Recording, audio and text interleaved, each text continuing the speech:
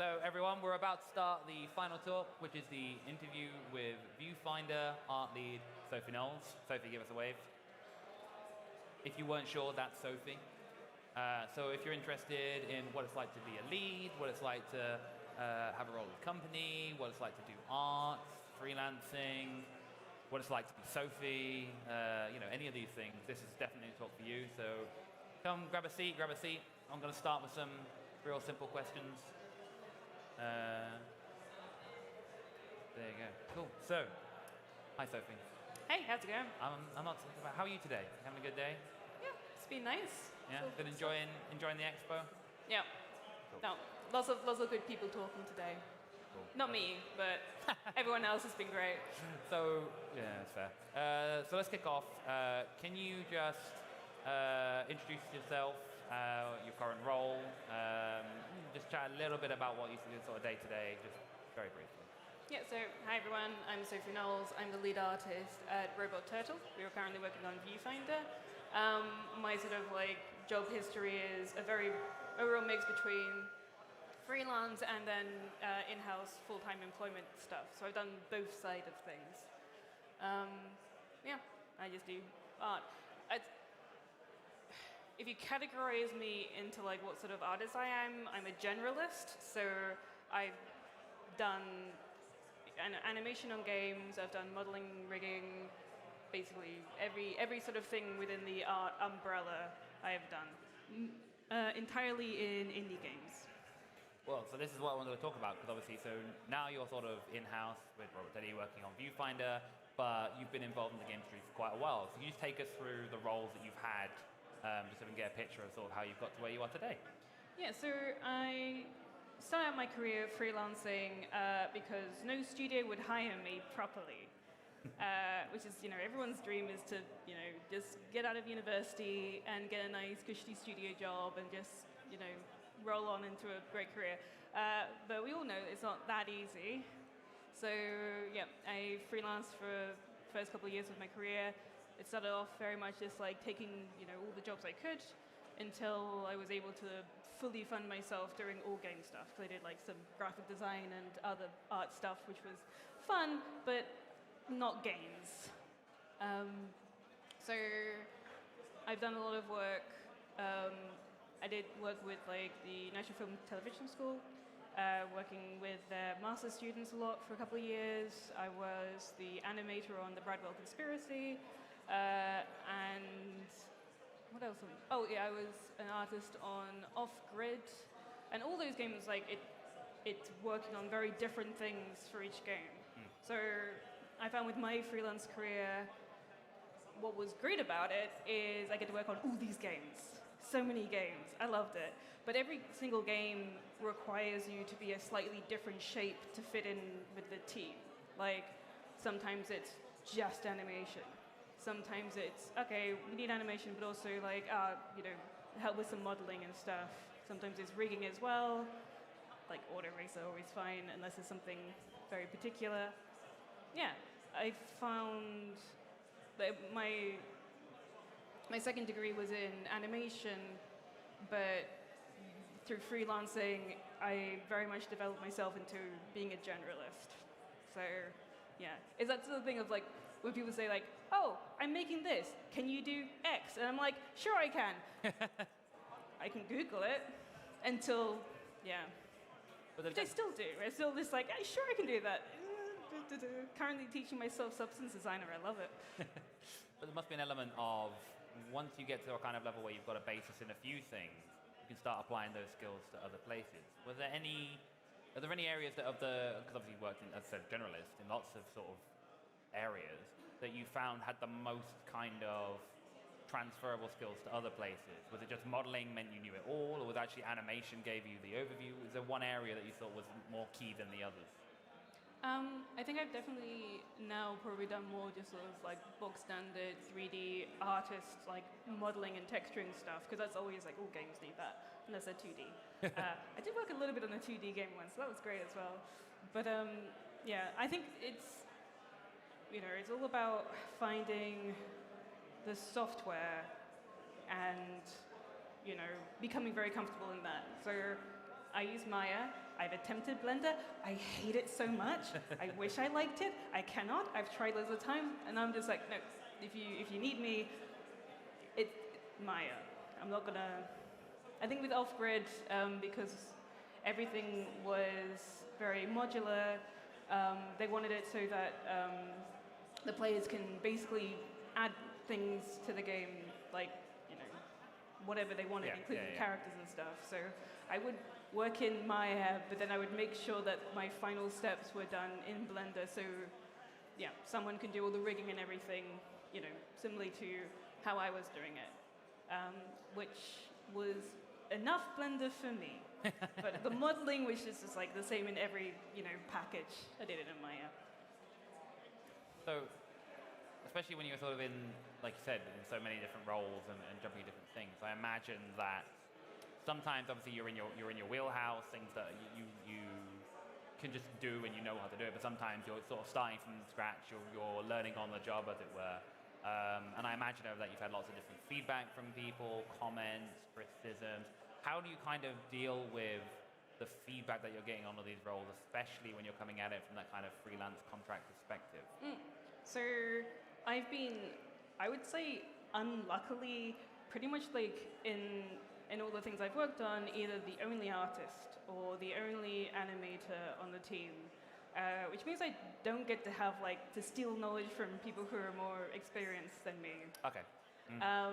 So making sure that I'm, communicating with the other people on the team is always really important.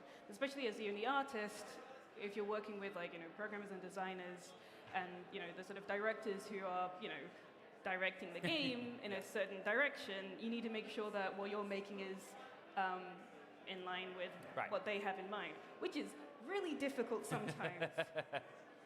Like the whole sort of feedback loop and things can be a bit pulling teeth. Not because I don't take criticism well. I think I do.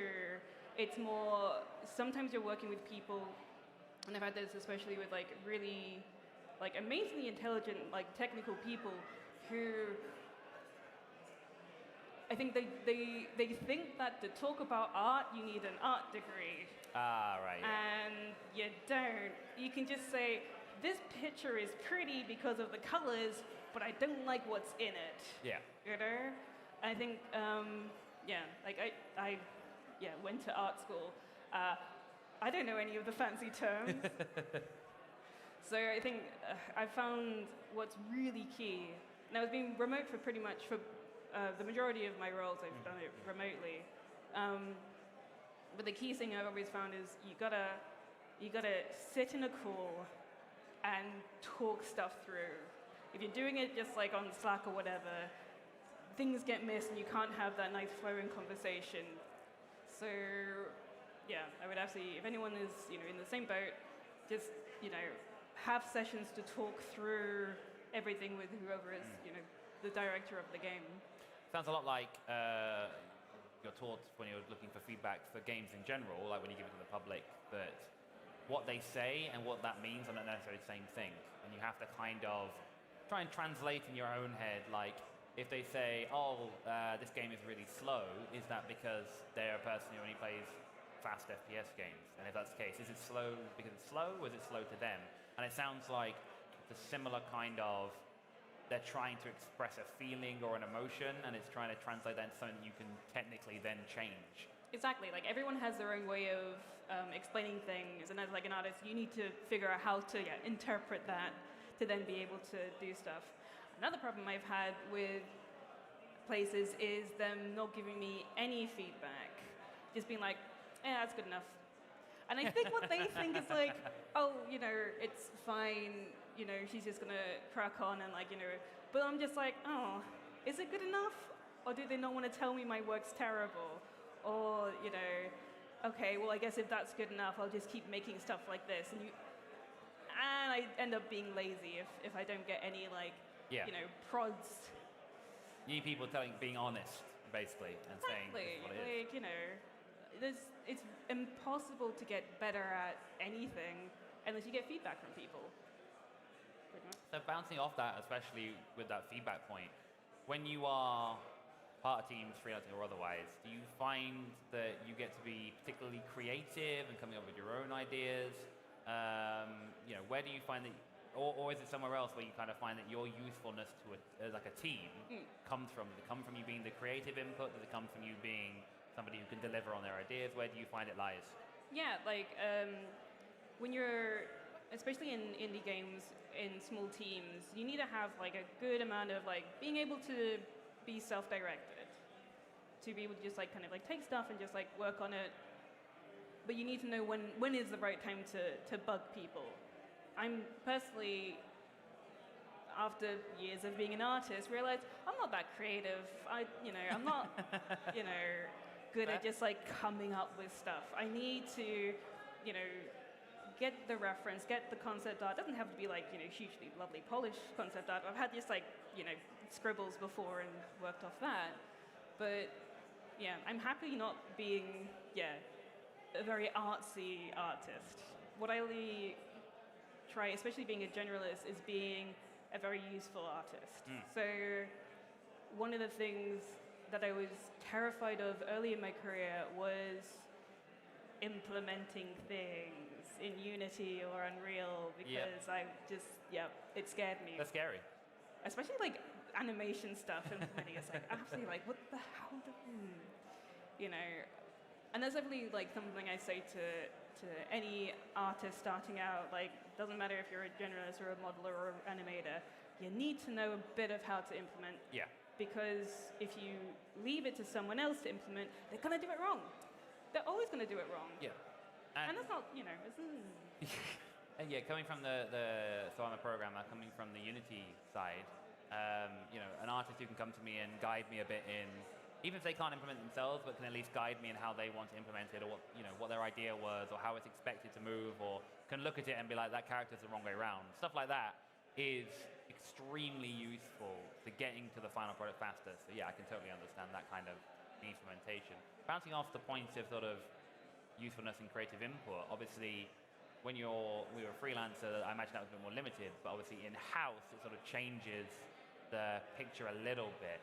So what was it, based on that then what was it that made you, because obviously you're in-house now, what was it that sort of convinced you or guided you on making that jump from being a freelancer and having that kind of freedom but with its limitations to being in-house and being sort of more guided by what they suggested? I never wanted to be freelance forever, but I kind of got the sort of ball rolling and I managed to get lots of jobs. And there was a point where I had done the thing you're not supposed to do of take on way too many jobs. And I was in the middle of having way too many jobs on the go, and then one of the jobs had to get postponed for a month, but then the deadline for that job didn't change.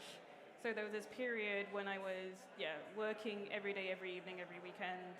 I had some other stuff on the go as well, and I got close to burning out.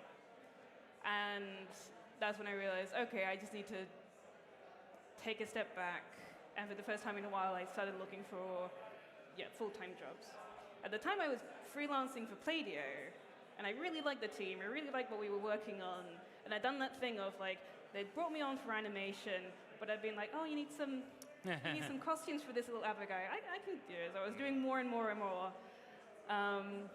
And then I was like to the team, like, well, I'm looking for other work, so you need to make sure that I've done everything before I leave. And they were like, shit, Sophie's leaving. So so they offered me a job and I said yes, because I was like there's definitely actually an interesting part there about it's almost networking after you've networked. Like once you've joined it, just because you've got the contract and you join a team, that's not the end of it. That's not like I'll do that and leave.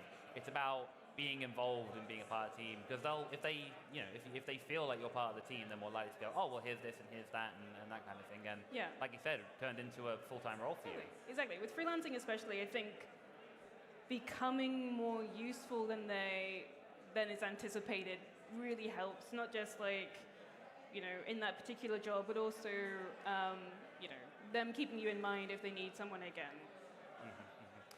So now that you've been in-house for a little while, obviously different companies, but there we are, but obviously you spent quite a while doing freelancing. From your perspective, what are the biggest differences between the two? I know a lot of freelancers do they have a timer and they work a couple of hours on various things. I was always like, have set days for clients. Yeah. Especially so, everyone's on Slack at the same time, so I can, bug people when I need to bug them. So in terms of like day-to-day, it wasn't too different apart from mostly being remote.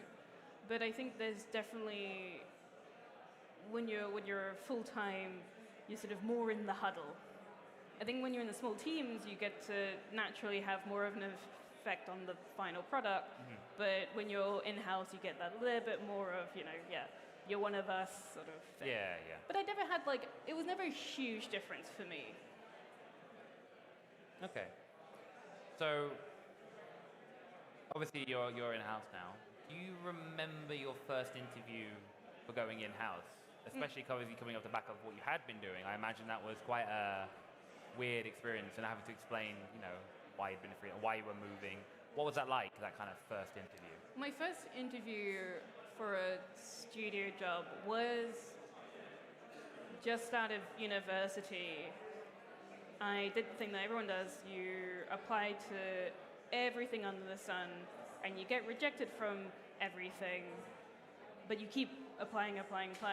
And I applied for a job at a really big studio that everyone's heard of, that I won't say because, and it was the first time I'd ever gone through, I didn't get an automatic rejection or just, heard nothing back. I actually got through the second round. Yeah. And then I got through to the third round, the interview round. It's like, here it is. Here's my into the industry. And I go to the interview, and this wasn't for an art job per se. It was kind of for a studio assistantcy role where you're working with animators. So not. And at this interview, I am absolutely bigging up everything I've ever done in my life. Because you have to. And I'm like, oh yeah, so when I was doing my master's, I got to direct a short for the London Transport Museum that's being shown for a year there, blah, blah, blah, blah, blah, and really trying to be like, I do all this stuff. And there's this point where I'm bigging myself up that one of the interviewers has this clipboard in his lap and just looks at me and goes, I think you're too creative for this role. It's like... So obviously I didn't get it. And it's that real frustration of I'm not good enough for any other role and I'm too good for this one. I would have taken it, absolutely, I would have done fine.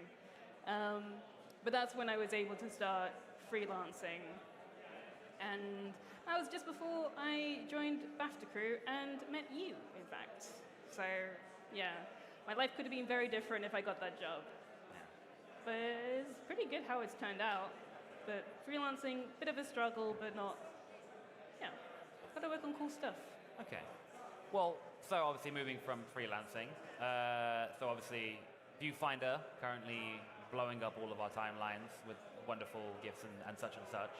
Has the fact that this has been a really popular game already, just people, it's got a hype to it, has that changed how you approach the role compared to something that's, in the prototype stage or no one's heard of it yet or anything like that?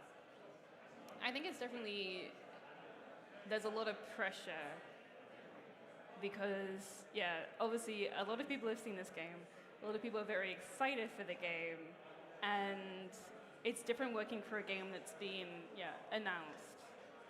So, there's this pressure of when we're able to show the game, it has to, be up to people's expectations. And it will. It'll be amazing. But it's intimidating. But also, it's so cool to be like, oh yeah, I'm working on Viewfinder. People are like, oh, that game? Oh wow, yeah. Oh, that's cool. There's it's good, but also nerve-wracking because I don't want the internet to be mean to me. That's fair.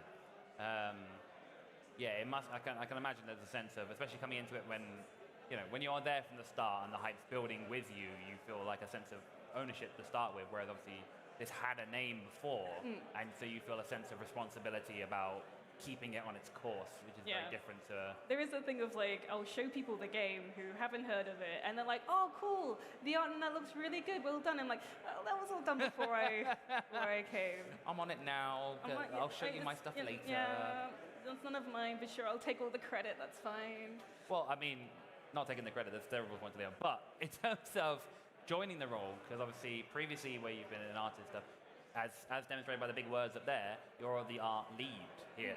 So how does being the lead and stuff change things in respect of it? How does it affect stuff? Yeah, so I think there's sort of that, you have your career, and there comes to a point where you can kind of become like a senior or a lead. That happens at a lot of places. I'm definitely, because I'm a generalist, I'm not amazing at anything. I'm like pretty proficient at everything, which makes it good for a lead because, I understand the pipelines, I understand game engines pretty well. So having that general knowledge of stuff is good because, being a lead, you have to be a bit of a producer. You have to, be able to figure out, what other people need to be doing, rather than, just doing the art, which I'm currently doing a lot of art as well, which is great. So taking a more of a sort of if we can go top down on your life real quick. So you've been freelance, you've been small indie and big indie. We've talked about the differences between freelance and in-house, but obviously there's almost a spectrum there of different kind of roles, and even a bit of teaching and that kind of stuff as well. What are the sort of the fundamental differences between all of them? So especially like where you've seen it scale from small to indie to big indie, as well as changing from freelance as well. Honestly, not as big a difference as people would imagine. Okay. I think, because I've never worked on anything with giant teams, and I think it's when the size of the team is what can change how feeling on something is like. I think what's really nice about indie especially is kind of having a bit more ownership of things. I've not found a huge amount of difference. But okay. I've never worked on anything giant, and I never worked on AAA. I don't know if I'd ever want to. From what you hear about working in AAA. Yeah, I can believe that. Yeah, if you ever do, I'll come back to you and expand that part of the question. Yeah. So, obviously, from a tools perspective, obviously everyone here will know, the standards, Maya and Substance Paint and that kind of thing. Is there any, and obviously not Blender, any tools that you like that are maybe lesser known, or ones that are just so fundamental to how you work that it's worth highlighting them to people here? One of my, I would say, most used cheats is Mixamo. Mixamo is fantastic for just throwing animation, especially walk cycles, into a game engine.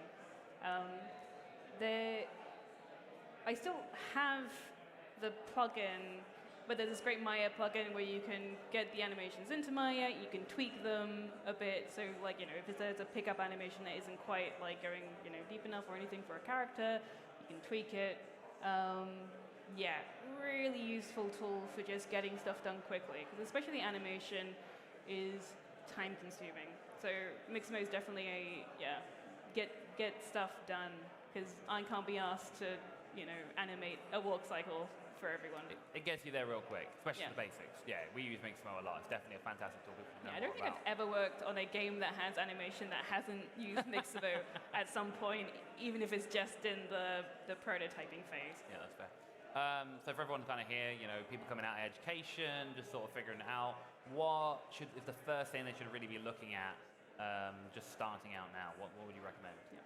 I think being flexible, there's a lot of studios out there that do just need people for a couple of days, short-term work, because like me, I wanted a full-time thing, but that didn't happen. But I think, it always comes back to networking is really key.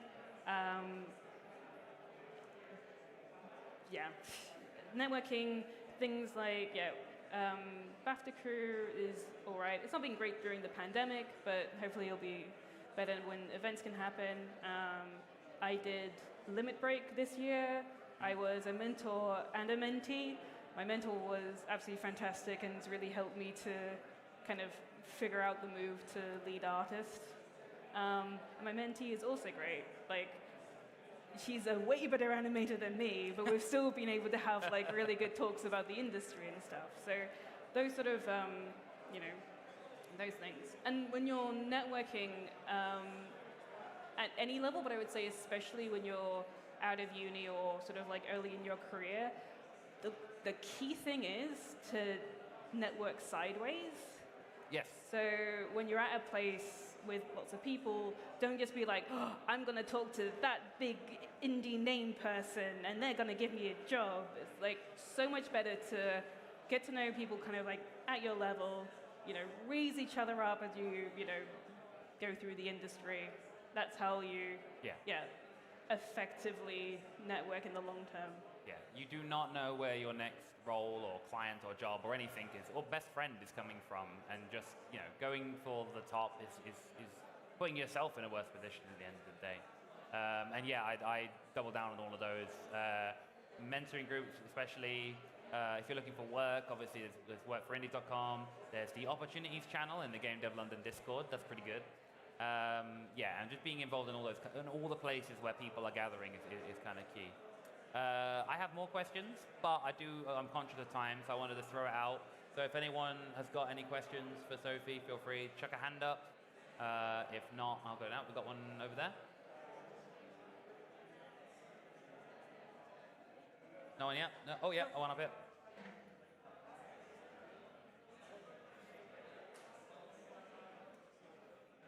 Hey, just to expand on Adam's question about tools, are there any tools that you use not for art but for sort of coordinating within the team and managing workflows and things like that? Yeah, one thing I wanted to talk about was at Playdio especially, one of the best things that I had never utilized in any of my previous jobs was getting the programmers on the team to make tools for me, which was so wonderful. Because it would be very much like, I'm doing loads of clicks. One of the guys can make me a thing in literally half an hour where I don't do all the clicks. I think pretty much, you say most programmers who know Unity probably can help assist with that sort of thing. If you've got programmers who are programmers, they've studied programming languages first, then being able to build stuff. Well, and to be fair, programmers in any space, like if you can say to them, this is taking me time, every time I do this, it's taking me 10 minutes, 20 minutes, half, whatever it is, and explain it to them. If they can come up with a solution, they will implement it, and it will save you time. Have there been any specific instances you can think of that you're allowed to say, of course? Where they've in Playdio we had loads of tools that were done by our coders, who were really great, because 2 out of the 3 of them were just really they like making tools, so it was fantastic. And it would be great to sit and talk with them exactly what I wanted out of the tools and things. So Playdio we did loads of weird stuff with cameras, so a lot of it had to be bespoke. But it was really nice to sit down with them and not just be given the tools and have to deal with it, but also be like, this one doesn't quite work how I want because the pivot's always at a random point. Can I make sure I know where the pivot is for things? Yeah. But again, it's better to just be open and ask, is this possible? Can this be done? Etc. Because if they can, they just want to help you, make it easier for you, and then by extension, better for the game. Exactly. So, and I think it's always good for other people in the team to know how your workflow is as well, because it helps everyone if everyone knows a little bit of everything. More transparent. Perfect. Yeah. Cool. Yep. Cool. Anyone else? Any other questions? Yep. Perfect.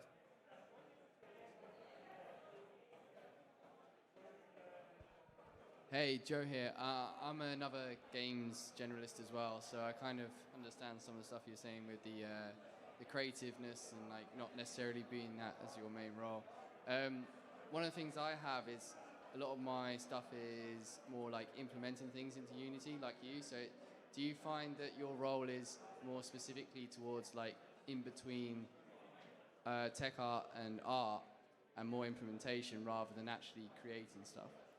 100%, yeah. if I could do my career again, I would have wanted to be a tech artist who, actually knows how to code. Every time I've tried, I fail terribly. But yeah, absolutely. And I think, it's definitely a generalist thing of, and an implementation thing of being comfortable in Unity.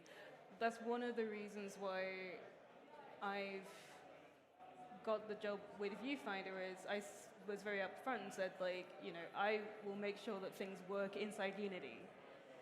So I think, really being able to not, do any of the real techie-like coding stuff, but being comfortable enough in engine is so useful. But it is hard to show on a portfolio as well.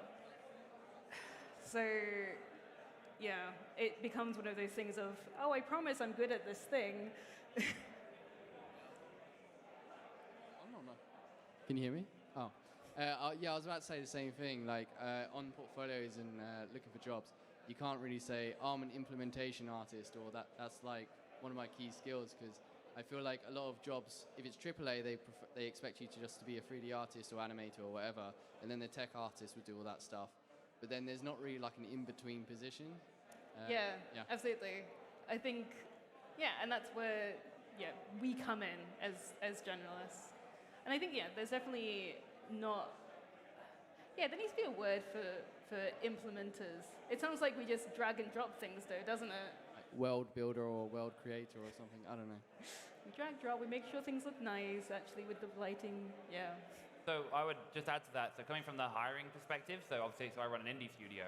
If I was looking for a 3D artist and I looked on a CV, on your examples, on your portfolio, on your application, and it said, has experience of implementing these things, or, I've done this level of implementation, or I've imported stuff into Unity and got it working, whatever it is, that is, from an indie perspective, a really big sell.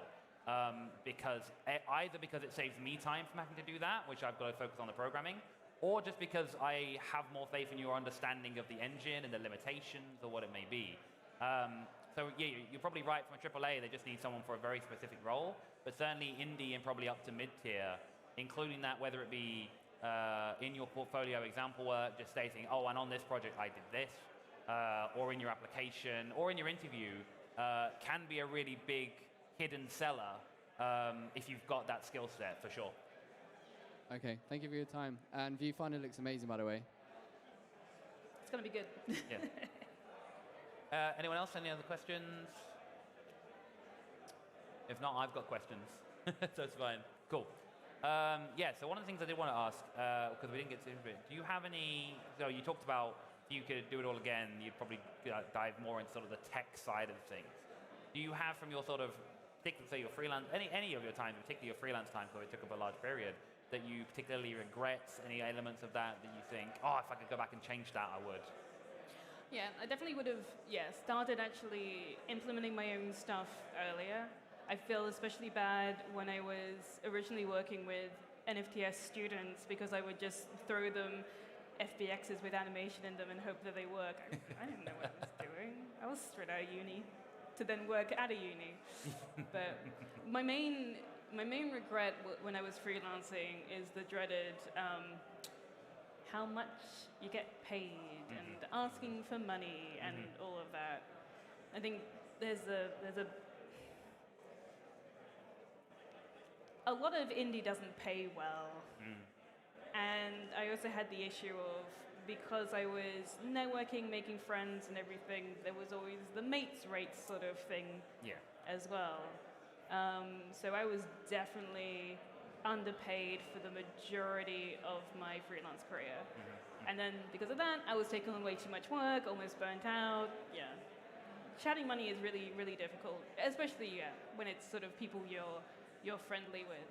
I think what's really key, if anyone is freelance or thinking of freelancing, is really figure out what is the minimum that you can comfortably live off, proper comfortably, not just pay rent and food, but pay rent, food, going out to nice places to eat, and savings and stuff, and never going below that. Always going above it, always asking above it, but knowing where the cutoff is. because I was always like, oh, this game looks amazing. I really want to work on it. I'll do it for cheap. Yeah. There was a freelance rate calculator out there. We'll put the link somewhere so that you can find it, but it helps you. You basically put in all of your numbers, your bills, your pay, your tax, all those kind of things, and it spits out not only a rate that you should charge, but if they need it tomorrow, what should you charge? If you don't like the person, what should you charge? All these kind of numbers to help you sort of generate it. And I also think what's important, and this is true for rates, salaries, ever, talk to the people around you, ask those questions, have conversations, what are you charging? Because people kind of want to be cagey and like, oh, I don't want to tell you. But that only favors the companies who are then hiring you. It doesn't favor you. It's better to understand the lay of the market and be more competitive about it than it is to try and hide away from that. So definitely just go up to people that you know, ask them, what do you charge? What did you charge? I know that for Beta Jester, our very first rate was based on the rate that we had some friends that they charged. And now I know that was a good rate, which is great. And we've just slowly increased it over time to match our skill level. But yeah, do not be afraid to just ask people who are freelancers what their rate is, because if you ask the company what they should pay you, if you get a good company, they'll be honest. You get a bad company, they will shortchange you for sure, and you definitely don't want to be in that position. Yeah, I was really lucky when I was moving from freelance to full-time with Kladio. It was when one of the first anonymous salary spreadsheets was had just come out and was being updated. So, all the numbers of that were really accurate at the time. If it wasn't for that, I'm sure I would have asked for something way lower. So that was great. I think there's still the odd salary spreadsheet thing that goes around. Yeah, I think a lot of them are a bit Western, a bit American focused. Yeah. But yeah, they're really good. And yeah, it'd be nice if talking money wasn't as scary and awkward as it is. But yeah. It's definitely one to ask people. Have we got any questions? Anyone thought of any in that time? No? Cool, that's fine. So in terms of you then, obviously this is a big kind of question, and you've got Viewfinder and Art Lead, and that's going to be great. Have you got any sort of aspirations in terms of what you would want to do in the future? Obviously you want the game to go very well and to be super successful. Are there things that are on your mind that I would like it? You said you're not sure about AAA, but are there any area that you would like to go, taking a game from the beginning up or creating your own games? Is there anywhere that you want to go? Yeah, I'm really not sure. I really like what my trajectory has been. It's felt very natural. And now I'm moving into sort of, being a lead, managing people, that sort of thing, which I've not done before, but I'm hopefully going to be a good manager. I don't know, I might be an arsehole. Well, I'll have to ask the people under me. But yeah, that's felt like a very natural step for me. Yeah. No, I've been thinking about it as well. Would I ever want to be an art director? Probably not, because that means I'd have to do lots of arty stuff that I'm not very good at, or just hire a really good concept artist. I don't know. But you talked about wanting to go back and do the tech thing. Would you take, if you had the time and the space and the money would you go and learn more about programming or Unity, or take the time to go and learn those kind of things? Yeah. No, if I could just take some time out and study, I would absolutely learn more of that side of art. The techie stuff, shaders. I got to do a lot of experimentation with procedural rigging at Kladio, because Avo, our main character, was a really amazing mix of half procedural, half normal authored animation. Yeah. So his little run cycle was very cute, and so I'd often when my work at Kladio was a bit slow, just sort of look into his rig and pull it apart and see if I could get it to work. Just learn it from that way. That's very cool. Yeah, and there's a lot of that kind of technology is coming through now. There are procedurally animated modeling systems, there's a Cascadeur, if you come across that, which is based on AI and guessing where things should be. And yeah, there's a lot of this stuff kind of coming. So I imagine it's hard to sort of stay up to and ahead of the curve as all these new tools and techniques come out that are oh, we can do it 10 times faster or whatever it might be. Yeah, no, I love learning new stuff, which is maybe not a great thing, because it does mean that I'm not developing things I should develop, but yeah, I'm distracted very easily. Interesting question. So in terms of art and things, where do you go to find what's coming next? Because there's always new techniques, new opportunities, new ways of developing things? How do you stay ahead of that, or do you just kind of let it come to you and as you hear about it?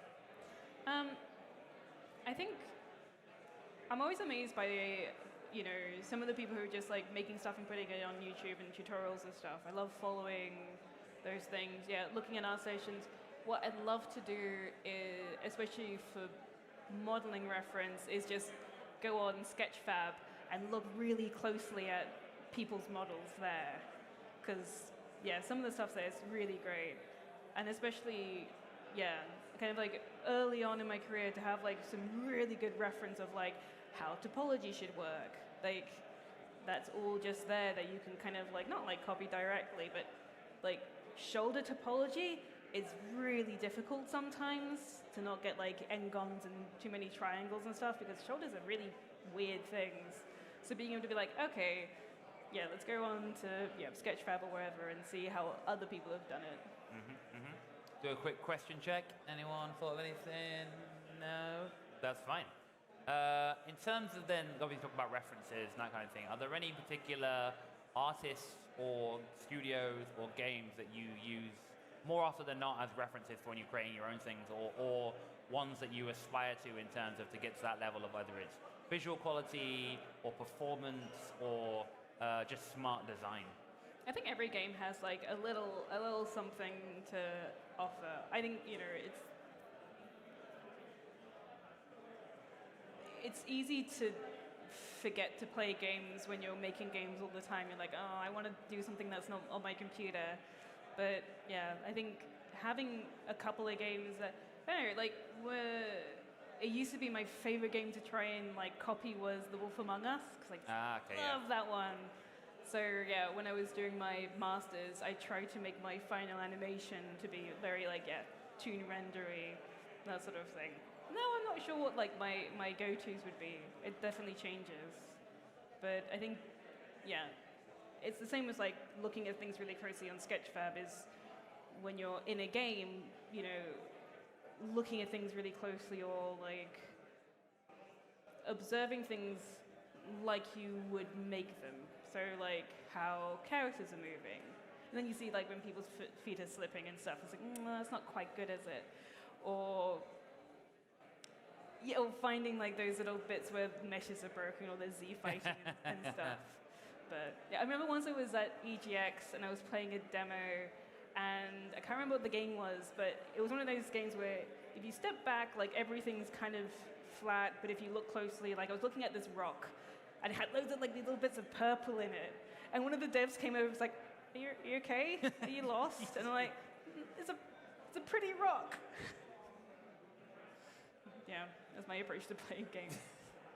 And I think we've about time for one more question from me, which is the dreaded question. What is your favorite game? I don't know anymore. Like it's very much like I grew up not playing games, but for some reason we always had like Half-Life, and so that used to always be my answer. And that used to be what I wanted to try and make. I wanted to work on AAA making the sort of games I play. And now I don't know what it is in terms of that sort of thing. Maybe it'll be Viewfinder. There you go. It's gonna be a good game. It's gonna be a good game. So, thank you very much, Sophie. If people wanted to hear more, see what you're doing, stay up to date, where can people find you? Yeah, I'm on Twitter. I tweet very lukewarm takes occasionally. I'm at SER Knowles. Straightforward. Yeah. Yeah. Cool. Thank you. Yeah, that's perfect. Great. Thank you very much, Sophie.